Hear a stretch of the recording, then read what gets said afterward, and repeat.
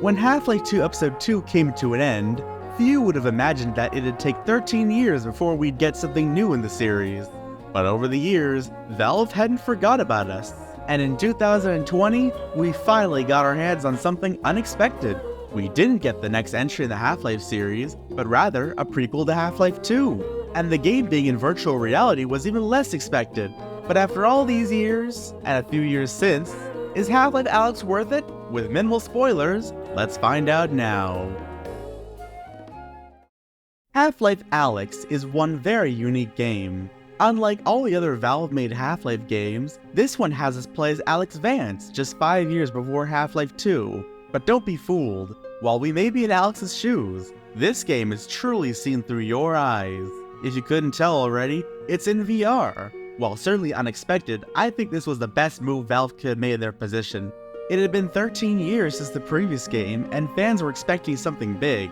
And unless that something big was Half-Life 3, nothing short of a dramatic change in expectations would have cut it. And what better way to break new ground than to release this as a virtual reality game? Seeing the world of Half-Life through your own eyes is an experience like no other, and this footage really doesn't do it justice. The world of Half-Life is brought to the current generation thanks to Valve's Source 2 engine, which is a massive upgrade over the already impressive Source 1 engine, but we'll discuss graphics soon enough. This game has a strong opening sequence. When the title screen fades, we find ourselves back in City 17, and it looks better than ever. Looming over the entire city is the familiar Citadel, except it's currently being built, but that doesn't stop it from being impressive regardless. And not only that, there's so much interactable stuff on this balcony for us to experiment with, to get us used to interacting with things in VR. And it's here that Source 2's newly improved physics really shines. But soon enough, we get on a call with Eli and a new character named Russell, voiced by Rhys Darby. How's it going in the stockyard? One combined mini reactor from a shipment of 4,000. They're never going to miss it. Here, see for yourself. And not only that, someone's hacked into the Combine construction network.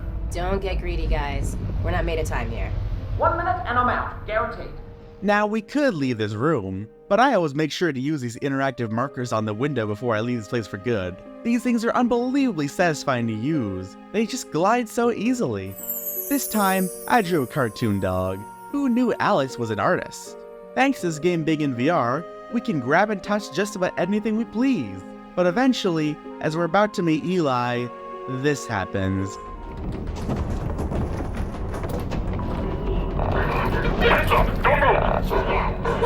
Whoa, wait, I just live here! Probable anti-citizen. Keep those hands up! Wait, don't shoot! Area 61 in.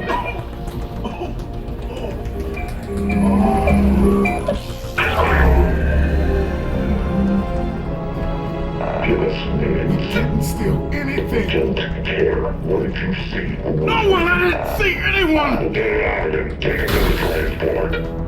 Dad!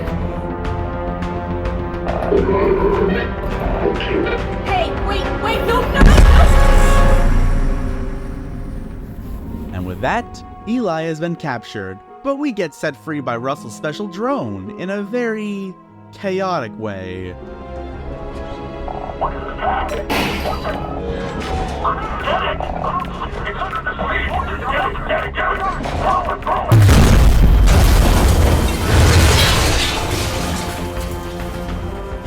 And soon after, we finally get to meet Russell in person.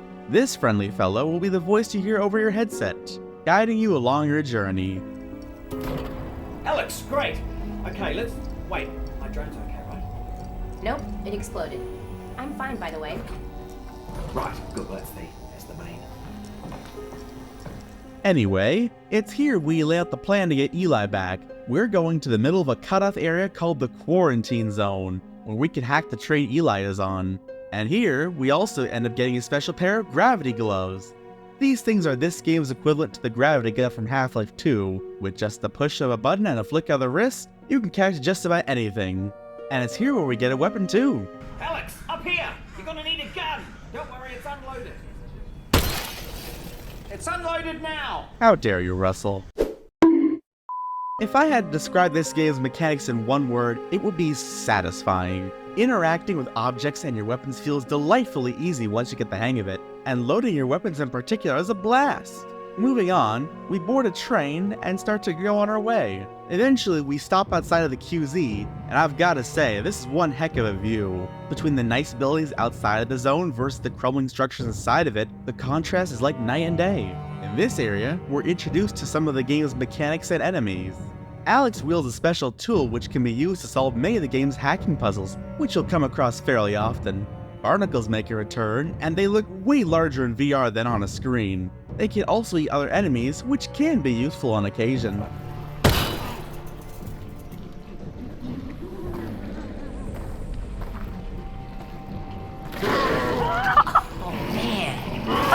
The barnacles on our side. It's not though, obviously, so don't walk under them.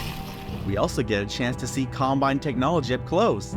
And if the previous games didn't make it clear that their half-organic technology is gross, this one practically screams it to you. But after getting into the QZ, our quest officially begins. Your trusty pistol that you start off with certainly takes some practice with aiming, but it's undeniably fun to use. And through the game, you'll also acquire a shotgun and an SMG. You won't find a big arsenal at your disposal like in the previous games, but the few that do exist are all polished and perform excellently. You can also improve your weapons at Combine upgrade stations. These allow you to improve your weapon's capabilities, though they'll cost you in resin. You can find this stuff laying around all over. Some of it's quite easy to find, but if you really want to get lots of upgrades, you'll have to do some snooping around for these. Combine soldiers return too, and with more variety than ever before. You've got your standard troops, some of which come with canisters that can be shot for an instant takeout, but there's also larger variants that wield some pretty powerful weapons. Be careful around these fellas. But after a while of searching, meeting a Vort, and avoiding head crabs, we finally get to the train junction where we're meant to hack Eli's train. At least, that's the goal. Okay, now just re-engage the system. Is this supposed to come off? That's the opposite of what it's supposed to do, Alex.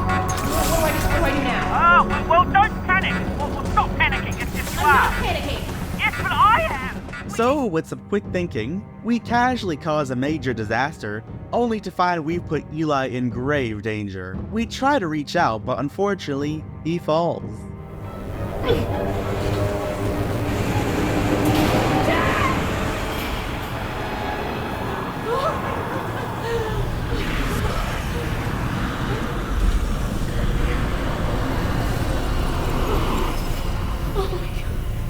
Alex Vance, I have come to help, as I said I would. Thank you. Thank you. Or so we thought, for that friendly Vortigaunt we meet earlier comes to the rescue. But with Eli back, he gives us a new goal. There's a giant floating vault in the middle of the QZ, and there's something vital in there that the Combine fears. So it's up to us to find a way to get to it. This is where we'll cut off the story, as I know many of you might not have played it yet, but we aren't done talking about the game itself. What I really love about VR, and this game's implementation in particular, is just how much stuff you can do yourself. Climbing ladders with your own hands is a lot more fun than just walking forward into it like in most games, and something about being able to put your ammo into your weapons is really fun, though I'd suggest you practice early, because you'll need to be quick in combat. I hope you have plenty of space around you, because leaning in and out of cover is easily the most effective way to fight the Combine without losing health, especially when there's more than one of them. Going back to the visuals, this game is beautiful thanks to the new engine. The texture work is quite crisp on most surfaces, and the new lighting, combined with the engine now having physically based rendering, really gives surfaces a realistic look in the light. And I especially love the liquid shader on the bottles in this game. It's so intriguing to look at. And yes, the bottles can be smashed, make of that as you will. The character models are nice and expressive. They're certainly stylized, but not to the point that I'd call them cartoony. With a bit of adjustment, I could easily see these as people I'd see walking down the street. But it's not just the graphics that are impressive, the art direction of the world is also worth mentioning. This game has a strong 1970s Eastern European identity in its rendition of City 17, even more so than Half-Life 2's version did. But despite this, you can tell there's a lot of history in this city, from older intricate brickwork structures like factories and such, to newer structures like a lot of the apartment blocks around the place.